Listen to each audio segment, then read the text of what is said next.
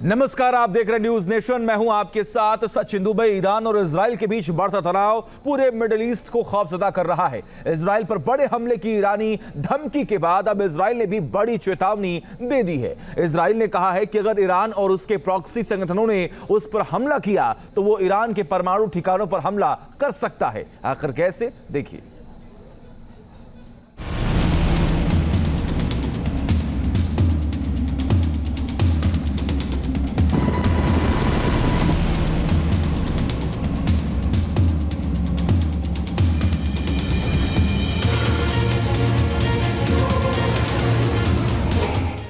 Iran के सर्वनाश वाले प्लान का पूरा सच।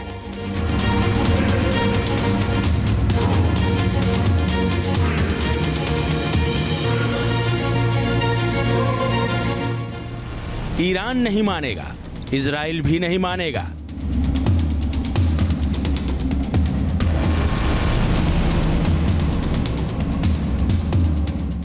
और पक्की बात है कि अमेरिका बिल्कुल भी नहीं मानेगा।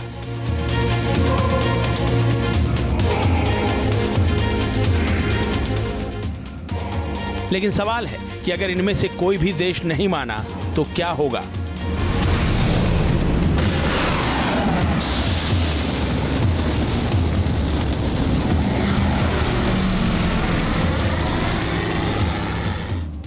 क्या होगा मिडिल ईस्ट में?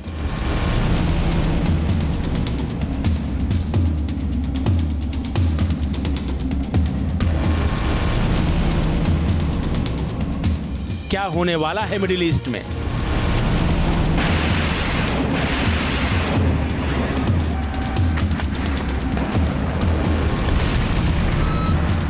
और क्या हो सकता है मिडिल ईस्ट में?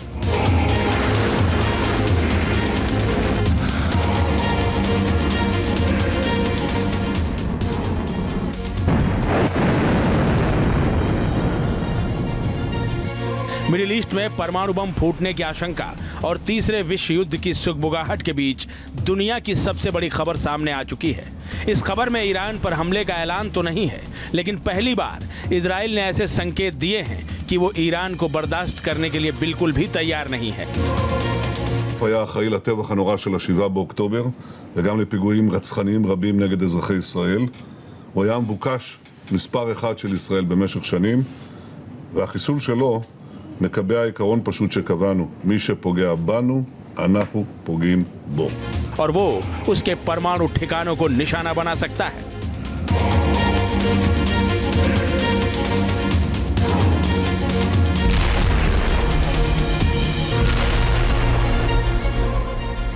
नेतन्याहू के ऐसे तेवर देख मिडिल ईस्ट में बेचैनी बढ़ गई है।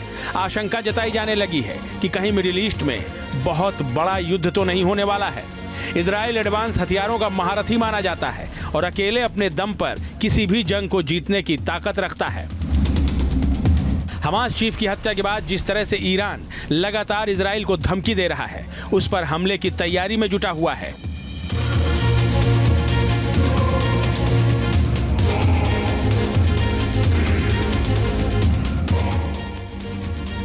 उसे देखते हुए अमेरिका को भी लगने लगा है कि अगर इजराइल की मदद नहीं की गई तो ईरान उसका वजूद मिटा सकता है। ईरान से जो खबरें आ रही हैं, उसे देखते हुए अमेरिका मिडिल ईस्ट में इजराइल की ढाल बनकर खड़ा हो गया है। समंदर में उसने अपने सभी बाहुबलियों को उतार दिया है।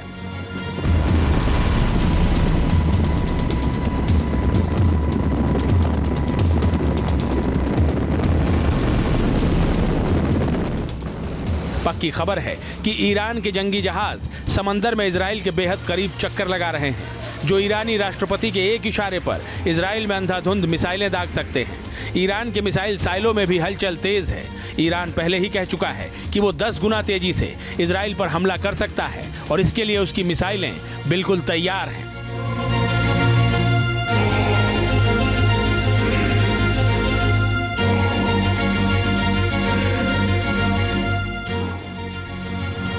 ऐसे में इजराइल ने भी अपना प्लान तैयार कर लिया है। वो ईरान को उसी की भाषा में जवाब देने की तैयारी कर चुका है। बल्कि ये कहें कि वो एक कदम आगे बढ़कर ईरान में तबाही की नई कहानी लिखने की ठान चुका है। अगर ईरान ने हमला किया तो इजराइल 2 चरणों में जवाब दे सकता है।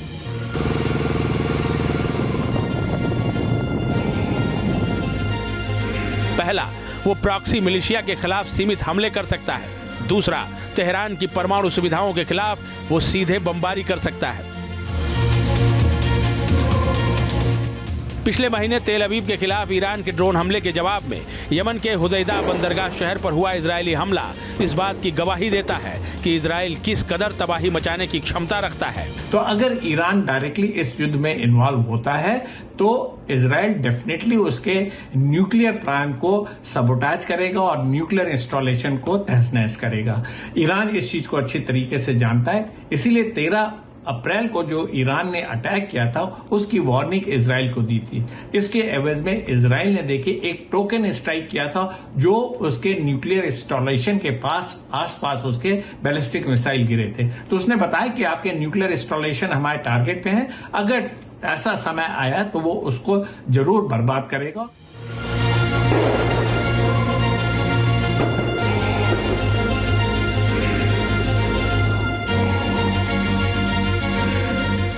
आपको बता दें कि हमले के डर से ही ईरान ने अपनी न्यूक्लियर साइट नतांज को पहाड़ों की गहराई में बना रखा है। ऐसा करने के पीछे ईरान का मकसद साफ है कि वो दुश्मन के हमलों से अपनी न्यूक्लियर साइट को बचाना चाहता है। यही वजह है कि जो उसने न्यूक्लियर साइट बनाने के लिए ईरान और इराक के बीच मौजूद सबसे बड़ी पर्वतमाला को चुना।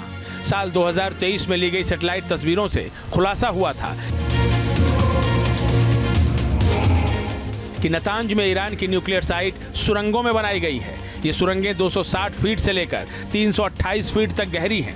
इस भूमिगत न्यूक्लियर साइट में दाखिल होने के लिए 4 गेट बने हुए हैं। इन सभी को इस तरह से डिजाइन किया गया है कि इजराइल का बड़े से बड़ा बम भी इन पर नाकाम हो जाए। ऐसे में ईरान की न्यूक्लियर साइट को निशाना बनाने के लिए खास हथियार चाहिए जो फिलहाल इजराइल के पास नहीं है। टाइम टू टाइम देखिए इजराइल ईरान को इंस्टिगेट करता है। उसने हुतीस की मदद की ईरान ने तो उनके हुतीस को टारगेट किया। और देखिए आज की डेट में जिस तरीके से हमास के चीफ का असैसिनेशन हुआ तेहरान में, वो भी देखने लायक है। तो ये दिखाता है कि इजराइल कटिबद्ध है ईरान को इंस्टिगेट करने के लिए। ईरान ऐसा कोई काम करे जिसकी वजह से इजराइल को ये मौका मिल जाए जिससे वो उनके न्यूक्लियर इंस्टॉलेशन को टारगेट कर सके। एक रिपोर्ट के मुताबिक अमेरिकी fighter jet F-15EX fighter jet ऐसा हमला कर सकता है जिससे ईरान की न्यूक्लियर साइट तबाह हो सकती है, लेकिन इजराइल के पास फिलहाल ये फाइटर जेट नहीं है।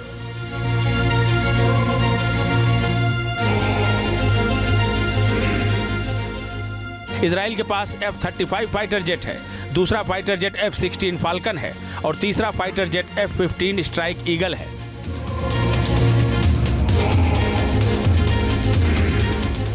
माना जा रहा है कि इजराइल के तीनों फाइटर जेट ऐसा बम नहीं दाग सकते जिससे पहाड़ों में मौजूद ईरान की न्यूक्लियर साइट को तबाह किया जा सके। डिफेंस एक्सपर्ट्स के मुताबिक इस तरह के कंस्ट्रक्शन को सिर्फ GBU-57 बम की मदद से ही तोड़ा जा सकता है, लेकिन इजराइल के पास ऐसा कोई फाइटर जेट नहीं है जो इतने भारी भरकम बम को दाग सके।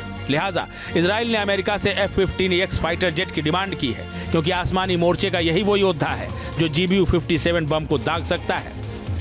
इजराइल ने जिस तरह GBU-57 बम गिराने के लिए अमेरिका से F-15EX की डिमांड की है, इसी के बाद ये कयास लगने लगे हैं कि इजराइल ईरान को करारा सबक सिखाने का मन बना चुका है और वो उसके परमाणु ठिकाने पर हमला कर सकता है। Team news nation. News nation अब व्हाट्सएप पर खबरों की ताजा अपडेट के लिए न्यूज नेशन के इस QR कोड को स्कैन करें।